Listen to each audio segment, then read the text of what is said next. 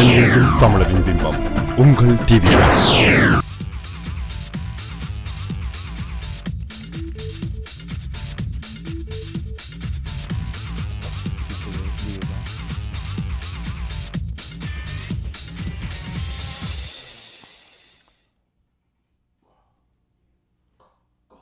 Good afternoon, dear viewers. Welcome to CrossRoads on TVI. I'm Parthi Kandaval. Today, this week, we saw many students excitedly, or perhaps reluctantly, return to school for a new year. With that comes the rush of back-to-school shopping for supplies and clothes, as well as the busyness of adapting to a new schedule for parents and their children. In that busy midst, parents sometimes don't have the time to reflect on new strategies for the development of their child, as well as the relationship with their child's teacher, and as well as with their child. Today on Crossroads, we have the privilege of being joined by three prominent educators in our community. Inita Subramaniam, who is a teacher liaison in the York Region District School Board, Mr. Kandeepan Ganeshalingam, a vice principal in the York Region District School Board, and Dr. Amarnath Amarsingham, a university lecturer. Later in the show, we'll be discussing the UN Commissioner for Human Rights, Navi Pillai's recent visit to Sri Lanka with Dr. Amarnath Amarsingham. As always, please call us at 416-623-8100 to ask your questions, share your comments, as well as your thoughts. Welcome to joining us on this show. So as I said, this week has been a busy week for a lot of parents getting their children ready for a new school year. With that, a lot of parents have tension or have an uneasiness with their child's success. What advice in this first week would you give parents to establish a strong relationship with their teacher and create a positive environment for them? So I can speak from the elementary panel. I think it's always very positive to have a routine at home.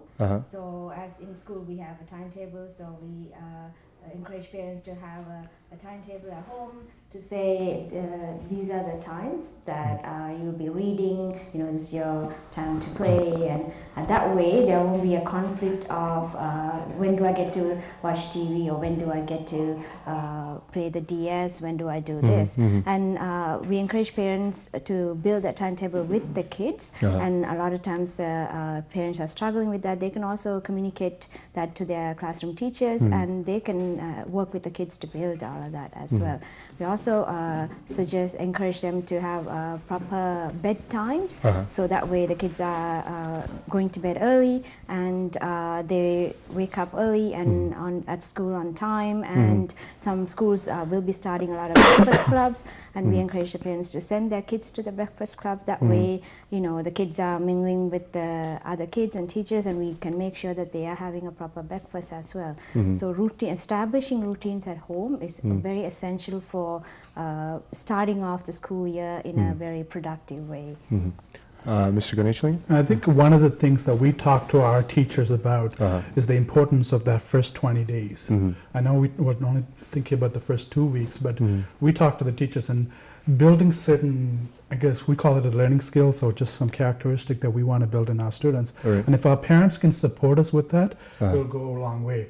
I don't know how many parents see, when they see the report card, I know I'll see it in the elementary panel, it's similar. It's the skills, so responsibility, self-regulations and all that. So if we take, for example, the responsibility, our teachers will talk to the students about it and almost try to instill that, especially in the first week and throughout the first 20 weeks. And if our parents can re-emphasize that. So, for example, when they get home, is there a routine for them to do, check up on their schoolwork? If there's homework, is there a routine? So that responsibility piece needs to be there. The other piece, I think, is, I know there's 6 different learning skills we talk about.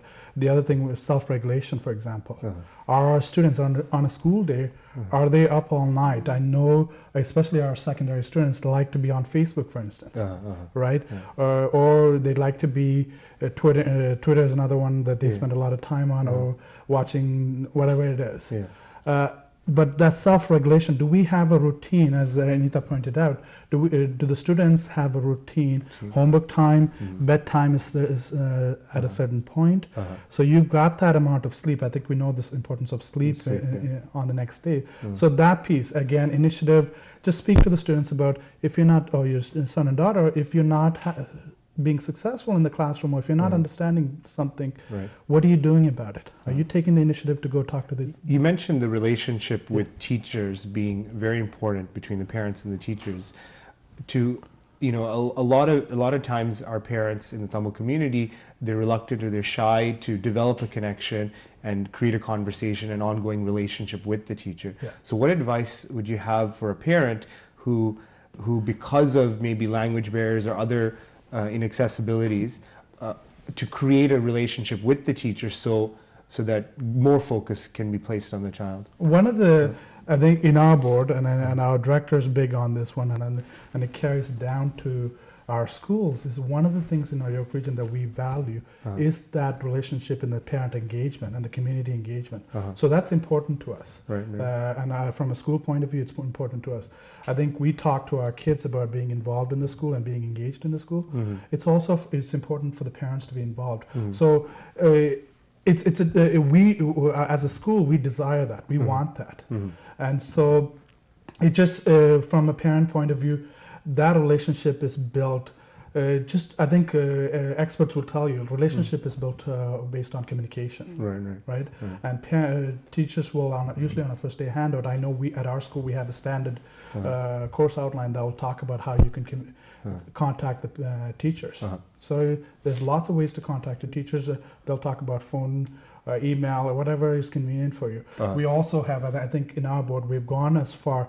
If the parents cannot speak English, we have people like Anita, or we have in a lot of the schools we have teachers or staff staff who can speak the language. Right. So if you can't speak to them in English, they can provide that translation. Anita, prior to coming into your teacher liaison role, you taught elementary school for many years, and you know many studies show the importance, the fundamental importance of getting things right at the early years.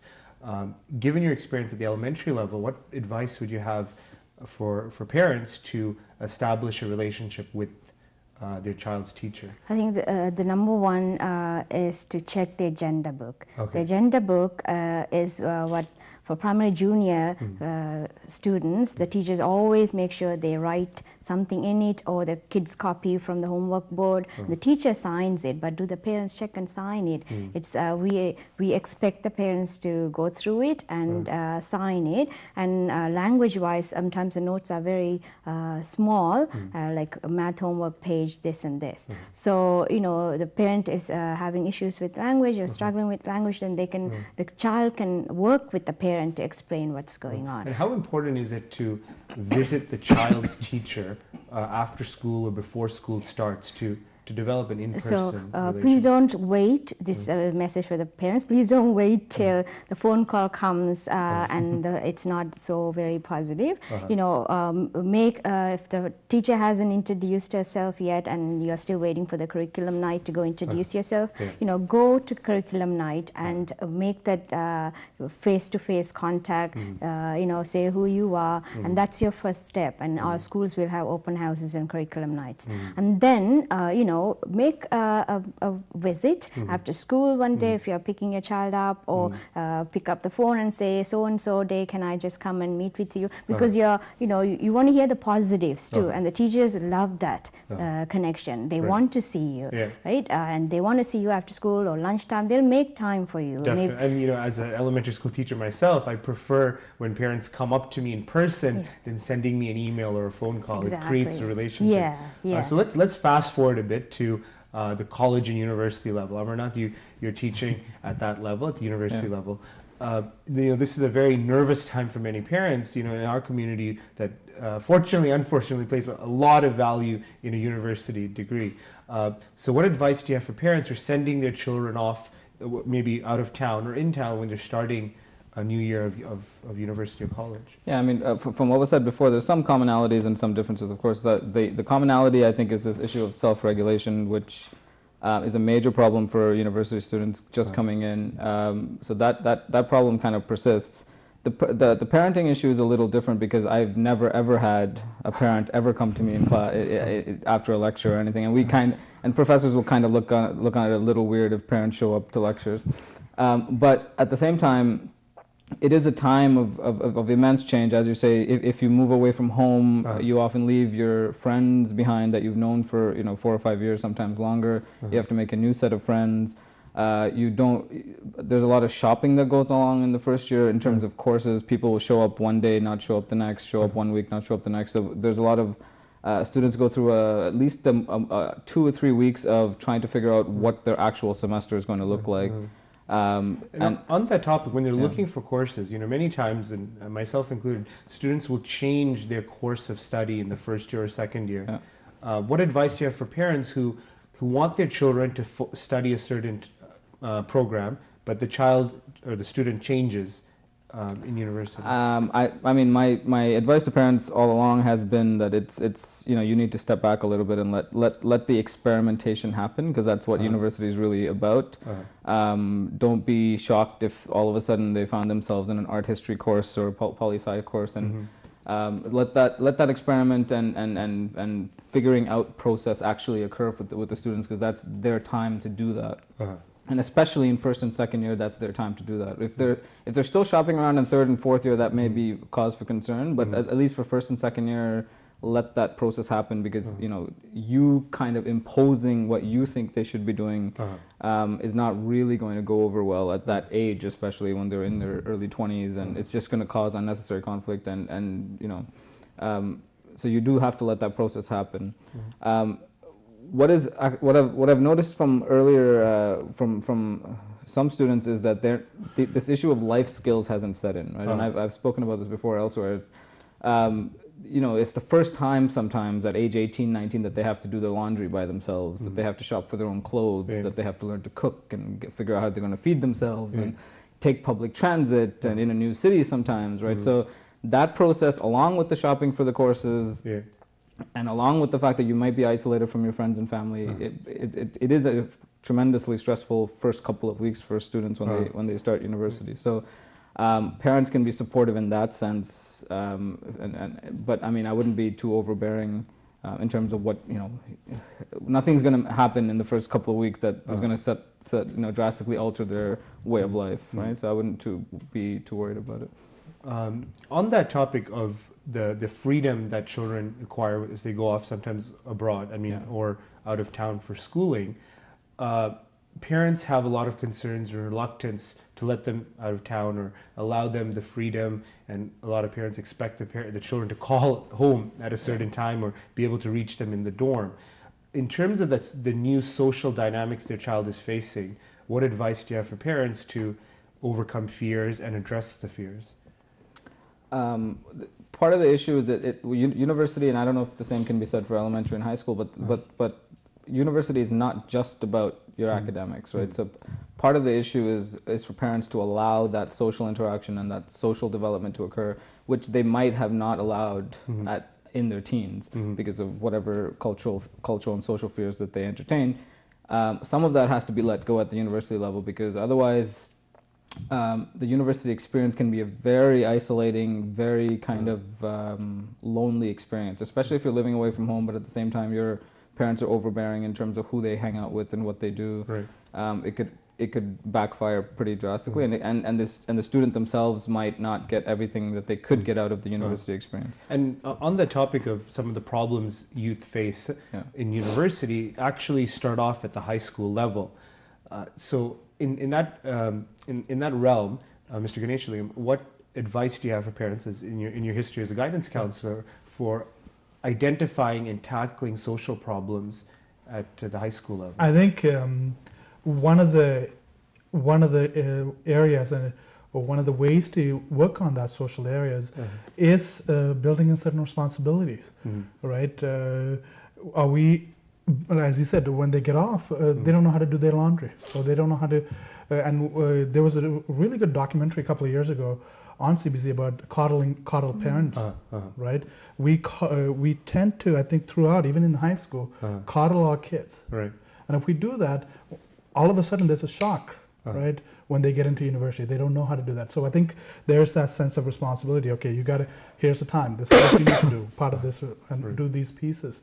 The other thing is just that social aspect is you gain that through being part of something, right? It may not just be the academic. You'll get that part of it in the classroom, but I think you gain that through other things. So it could be just being part of a team, as simple as being part of a team, and how to be as part of a team in that social aspect, or being part of a cause, right? So going and volunteering at a certain point and trying to help somebody will start to build in that social, how to interact with others, build that teamwork, and just have that whole responsibility pieces that start to build in you. Right. Inita, you as a teacher liaison, you work with many high school students in the York region that they're going through a lot of personal and social problems, such as suicide, drug abuse, teen gang issues.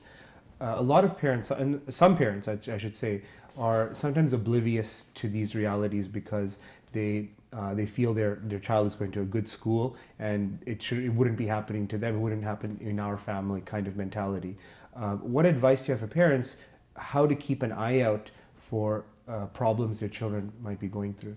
I think number one is to communicate with your child, Right. and your child, has and see all the positives that the child has as well, and then to tackle what are the issues that they are struggling. There's no bad child out there. They're all amazing, wonderful, good kids, but they might have some struggles. And then if it's best to address the struggles and then find people that can help the parent and the child to work through the struggles and bring out the positive of the child. So don't, let's not hide it, right?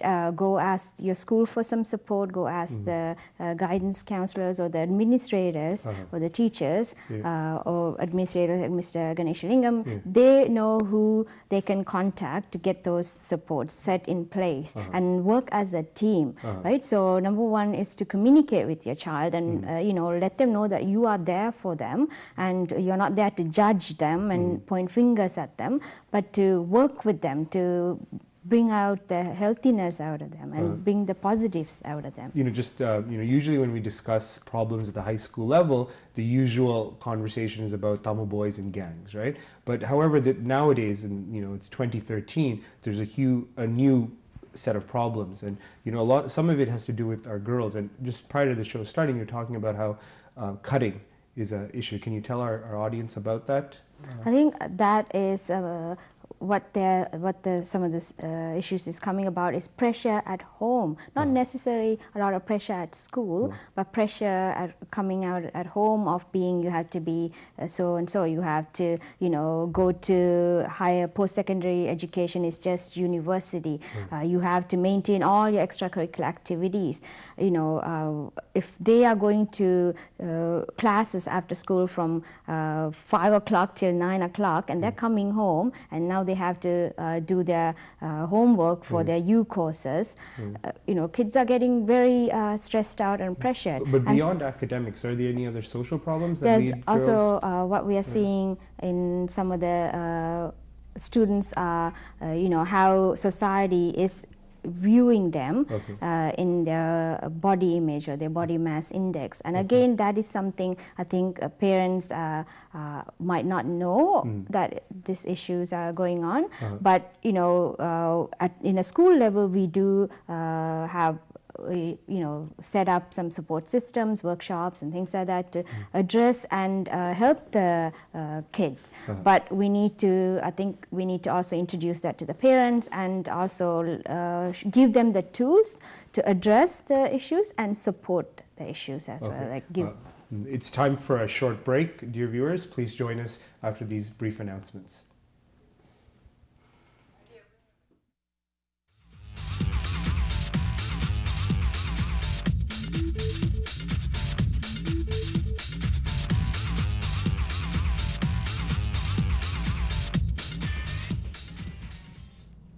Welcome back, dear viewers. On Crossroads today, we're joined with 3 educators, all from the elementary, secondary, and post-secondary levels. We're discussing the challenges students face in the new year, well, I rather should say students and parents face with the onset of a new school year. Thank you for joining us. So just before our break, we're discussing some of the social problems that some of our students are facing during these years. Along with that is the relationship parents have with the teacher. And sometimes parents may have issues with the teacher, the teaching style, and the relationship with, or what they perceive to be the relationship with their child and the parent. So if a parent has a problem with the administration or the teacher, what is the best way you'd recommend to address that? I think, again, any issues or any conflicts, I think most of the time is resolved through conversation or communication. So if it's with the teacher, start with the teacher, right? Go into the school or call the school to find out if you can have a meet with the teacher, have that conversation, put out the issues that you've got, and have the teachers will sit and listen, and they do need to sit and listen. And as they listen, be open to what their perspective is. I think it's just trying to develop that understanding between the teacher and the staff. Sorry, between the parent and the staff. And if there's still a difference in opinion, then come to the administration team. But just understand how, because if it usually comes to us straight as an administration, what we try to do is we will ask them, did you have that conversation with the teacher? How did that conversation go? Where are you differencing in opinion? So I think we always want you to start with the teacher and then come to the administration. We want to be able to help. And obviously we understand, to a parent, their child is the most important thing. And we understand that. And teachers will understand that. I don't mean to speak on behalf of all the teachers, but most teachers do understand that. And just to play the devil's advocate and say there's still a roadblock with the teacher, and then the parent also feels that the administration is supporting the teacher, or maybe they don't have the time, or they feel they're being sidelined by the administration. Is it possible at the elementary level and as well as the secondary level to request a new teacher? It is, but we tend to shy away from that, right? I think all our teachers, they're in the board and they're qualified. We tend to shy away from doing that. You can request it, and we will consider it. But we want to be careful with that one. We don't want to be getting into that habit, because all our teachers, at least speaking about my school, and I'm pretty sure it's a board, they're qualified, and our teachers are in there because they want to make a difference in the lives of our students. And also, sometimes children experience bullying at the elementary and secondary level. What advice do you have for parents if their child is being bullied, or if the school notifies them that their child is the bully? Number one is to have the communication with the teacher as soon as possible. Go and meet the teacher, make the appointment, and let them know that what the incident was about and how the child feels, and what are the next steps that the school will be taking. And once as teachers are there for the best interest of the child, and we will make sure we take the next steps, and we will keep the parent in the loop as well. This may be politically incorrect, but a lot of parents I've seen and heard, they'll tell their child, if you're being bullied, hit them back, and to stand up for themselves. What are your thoughts on that philosophy? I think standing up for yourself is telling the responsible adult, that is your classroom teacher, your lunch monitor who's on supervision, or the hall room monitor, or your admin. But that is the best standing up for yourself. Physically, standing up physically and hitting back is it's breaking the safe school policy, right? So if somebody is bullying you and you hit them back, now you're on the same playing field, and you have broken the safe school policy, and consequences are going to follow both sides, right? So it's tell the teacher and tell your parent, and follow up on what are the actions that's been taken, and work, usually 100% it will be dealt with and resolved. Amarnath, as a university teacher, lecturer, you perhaps wish perhaps greater or better responses in your students' writing or in their work that they do. A lot of these skills are established at the elementary and secondary level. So as a teacher at that level, what would you want to see students bring in terms of study skills at the post-secondary level? For the kinds of the main problems that I find at the university level at the moment are critical writing, critical reading, critical thinking. I don't know where that. I mean, I'm not trained enough to know when that collapse happens, but it is kind of a dire situation when 18-year-olds and 19-year-olds show up to your class and they can't write a basic paragraph. They can't really read something and tell you what they just read. They can't critically think about it. So that is the main problem, and I think that's not just for the social sciences and humanities. I think a lot of natural science profs also struggle with that, where it's a real problem where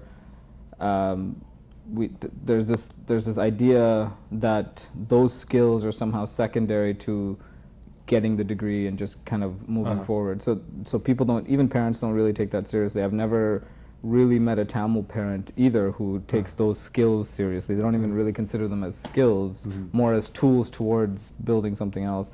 So that's some of the main problems we find at the university level. One of the second issues is a kind of, I don't even know how to, kind of economic attitude towards the classroom. In other words, it's what do I need to do to get my degree, and then I'll be on my way. So therefore, whatever is not actually on your syllabus, you do just as much as is necessary to get the grade and nothing more.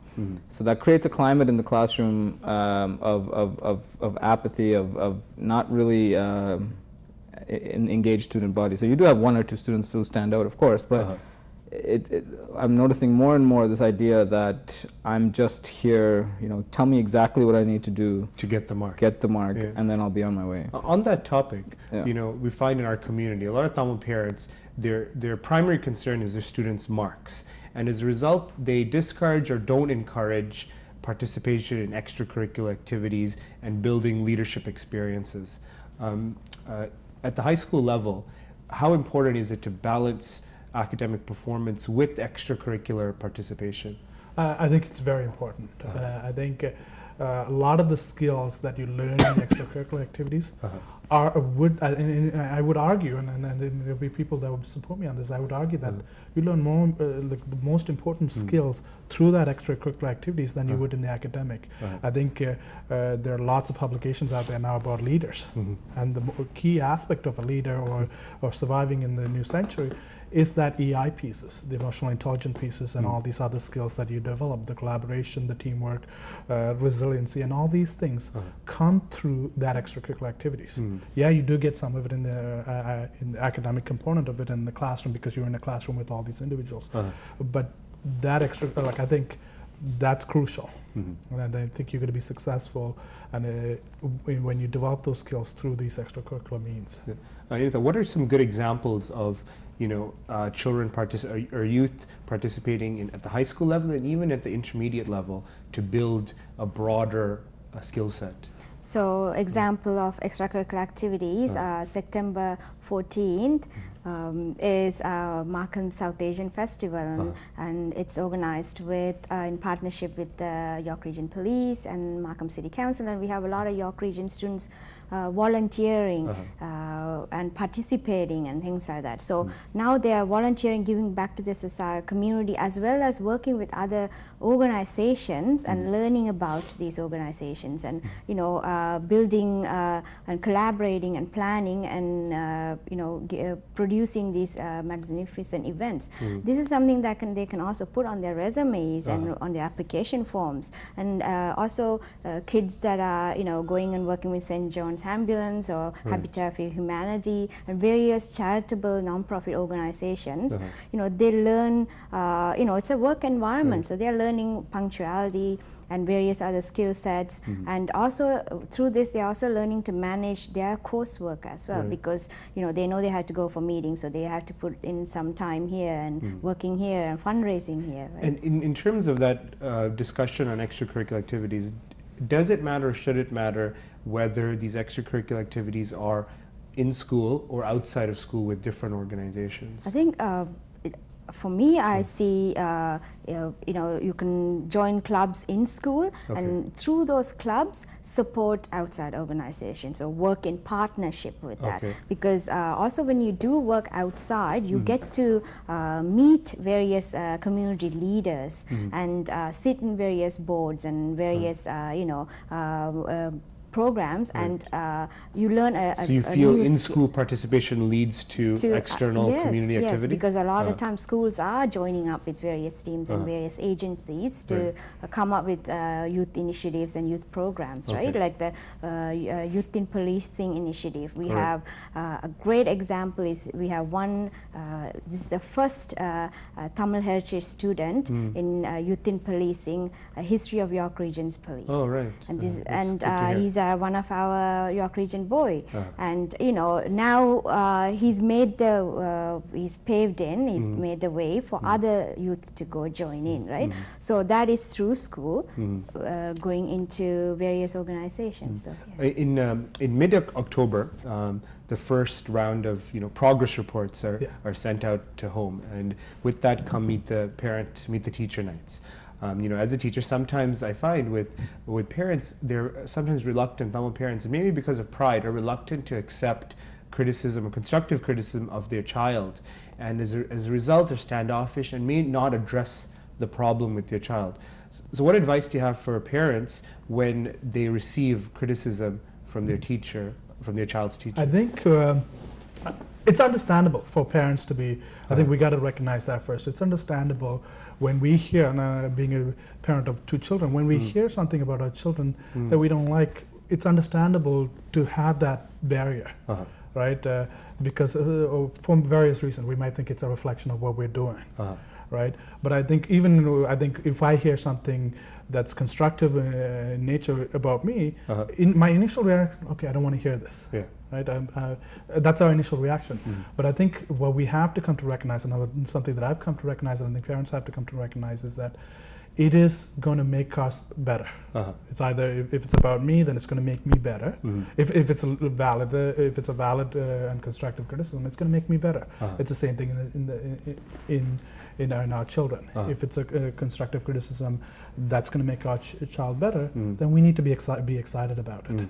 Right? We need to be initial reaction. Yeah, we're going to be not so happy about hearing that, but once we get over that, we're excited, because now what's going to happen is our children are going to get better. Here's a feedback from our teacher or from whoever else that's going to make our child better, and that's the view we need to take on it as well. So if they're saying, okay, your child needs to work on that literacy skill, reading skills or whatever, then let's support that child to get better. So anything to do help our children get better, I think we need to be excited about that. Can I just add, Definitely. for the elementary panel, we encourage parents after the initial progress report, and if you and the teacher have come up with the plan, before you say, thank you and leave, come up with another meeting date. Set that meeting date, Very good. so you can come back and revisit, did the plan work, did the growth plan work?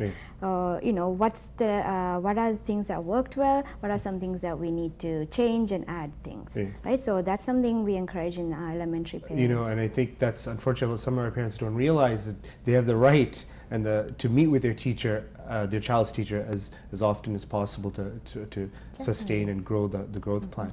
Unfortunately, it's all the time we have for this discussion on education, but certainly we'll be having more shows on education, as it's a very important issue in our community. In our last segment, I'll be discussing with Dr. Amarnath Amarsingham about the High Commissioner for the United Nations Human Rights, Navi Pillai's recent visit to Sri Lanka. Please stay tuned for that.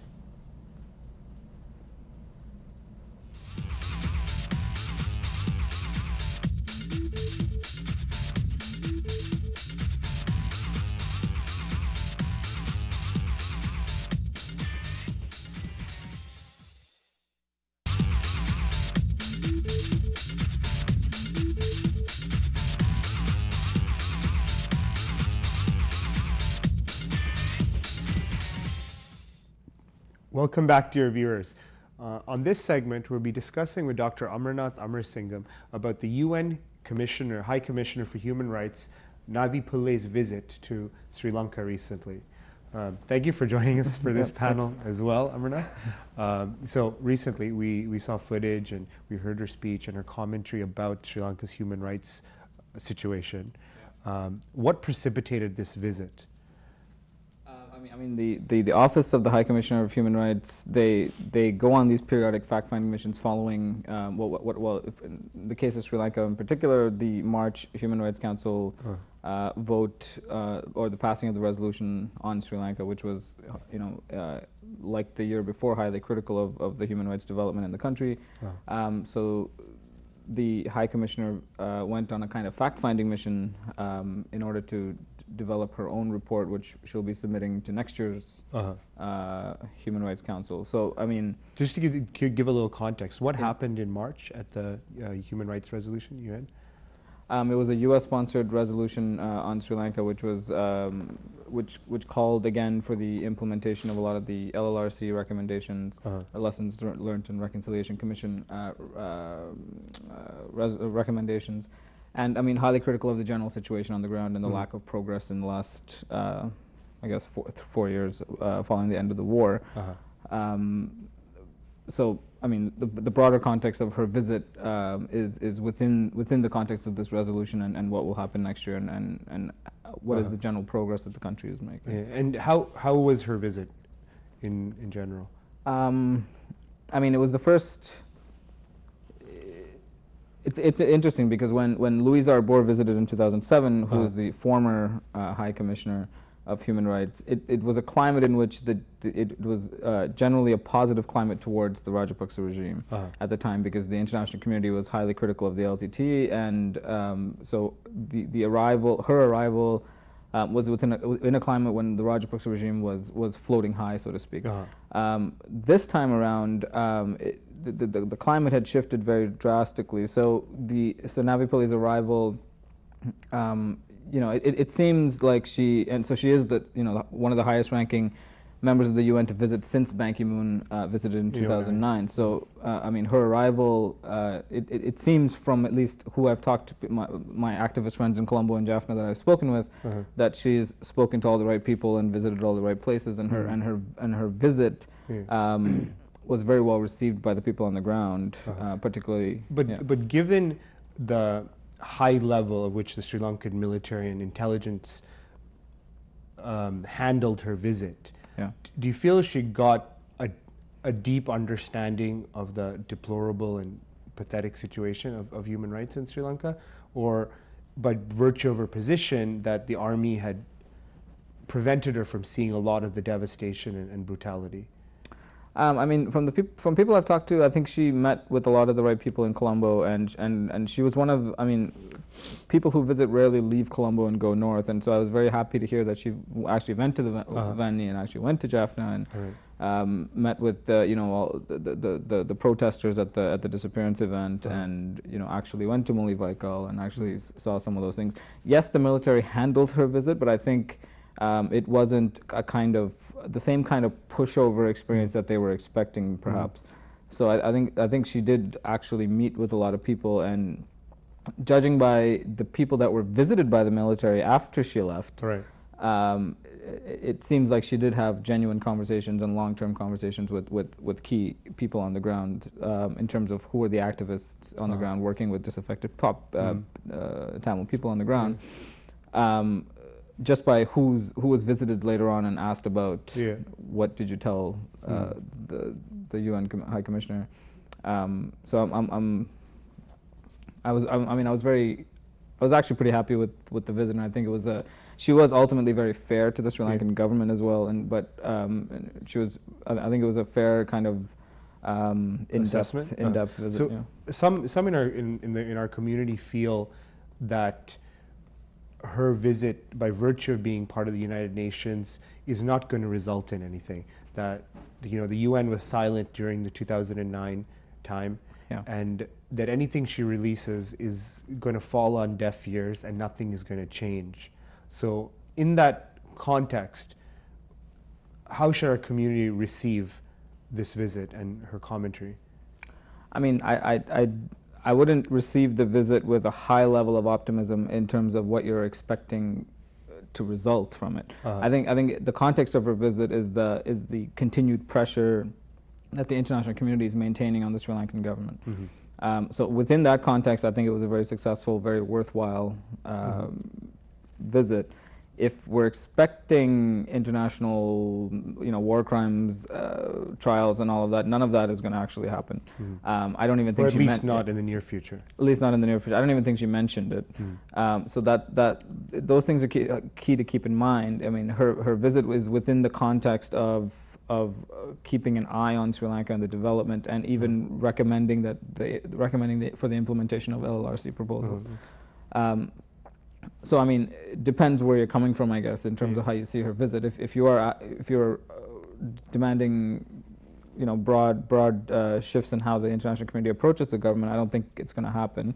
And I don't think people on the ground there are very optimistic about that happening. And I don't think they approached her in that sense either. I mean, some of the people I've talked to in Jaffna, they said, it's not that we expect her to bring about war crimes trials. It's more that we're happy that somebody from the international community is still paying attention and actually listening, and actually came and spoke to us and hugged us and all that stuff, right? So I think that level of interaction is key. A lot of, some commentators, activists, and writers in the Tamil community and outside were critical of her characterization of the conflict and her avoidance or refusal to frame it, the Sri Lankan government's program, as genocide. What are your thoughts on that?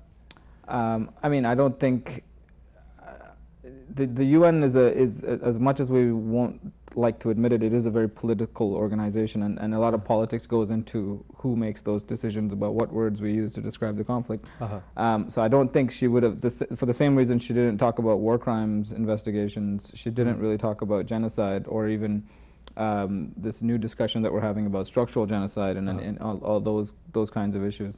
I don't think we can expect her to come to the country and describe the conflict in that sense from her position. What was interesting is her use of the term authoritarian to describe the Rajapaksa regime, which I think actually struck a nerve with the president, because he released a statement saying, I hold elections all the time. What makes me authoritarian? So I think her visit was key in that it was very public. It was a kind of a wounding experience for the government, and not one that they can easily just brush aside with their traditional kind of role. But even that use of the word authoritarianism, Dr. Saravanam with the CCA, his problem was that she had said that it's leading to authoritarianism, whereas Sri Lanka is, by all means, by all accounts, are already an authoritarian country. So, how is that telling of that the UN is going softly on Sri Lanka, or they're treading? You criticize, but with a pat on the back kind of thing, right? So of course the representative of the United Nations has to be careful with the kinds of words that she uses. Right. So that's probably why you saw some of these kind of caressed kind of language, which I mean, for political purposes and the kind of credibility that she wants to maintain, she has to kind of use those words. I don't know what she would say in private or off camera. Right. But I think publicly, the statements that you make, especially if you want to work with the Sri Lankan government, be invited back, and keep them in line in the kind of Western liberal democratic framework. You have to be. You can't just say you're a genocidal maniac practicing structural genocide on your people, and you're already authoritarian. I'll see you next time. Right? It's not. It's going to be hard to do those kinds of diplomacy if you're not careful with your words. And I think she was very careful with her words, but at the same time, she was more critical than I've seen from high-level people of that nature.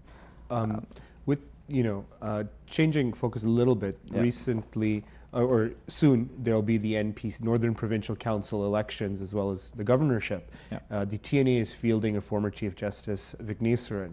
What are your thoughts from your discussions with on-the-ground people there and activists about that selection and about what that means if the TNA were to win?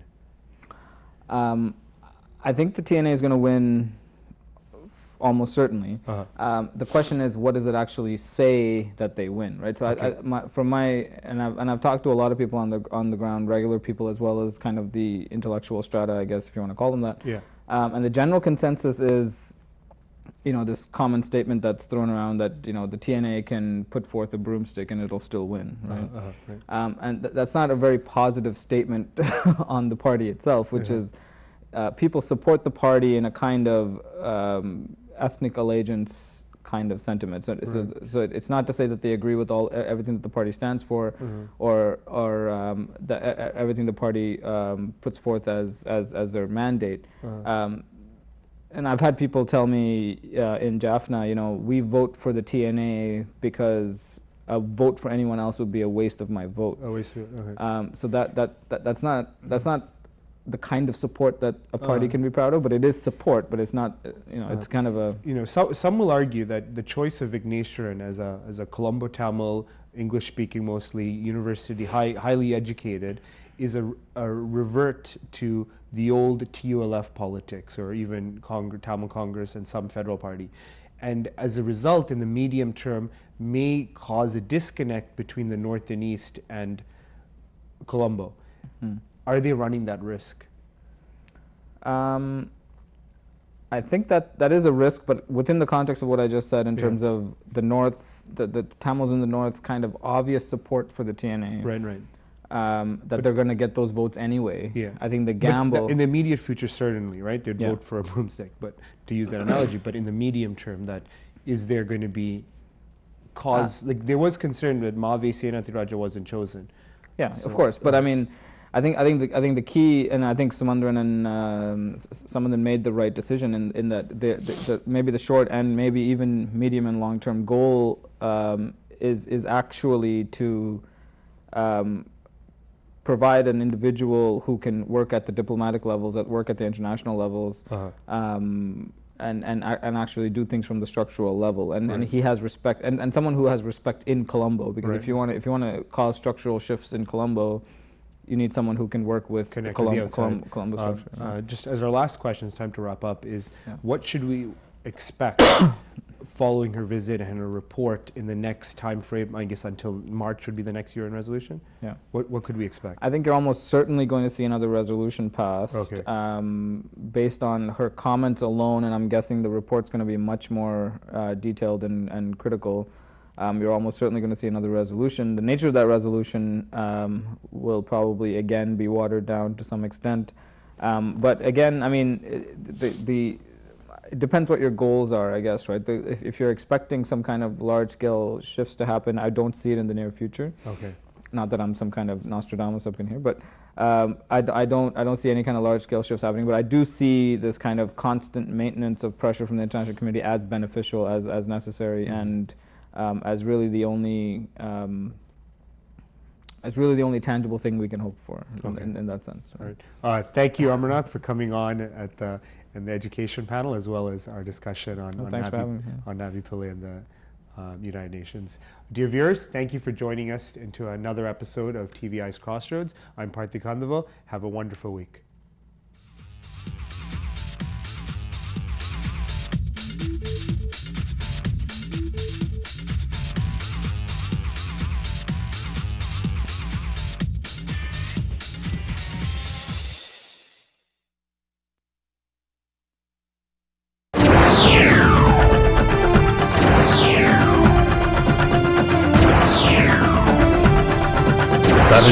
தமிழரின் பிம்பம் உங்கள் TV.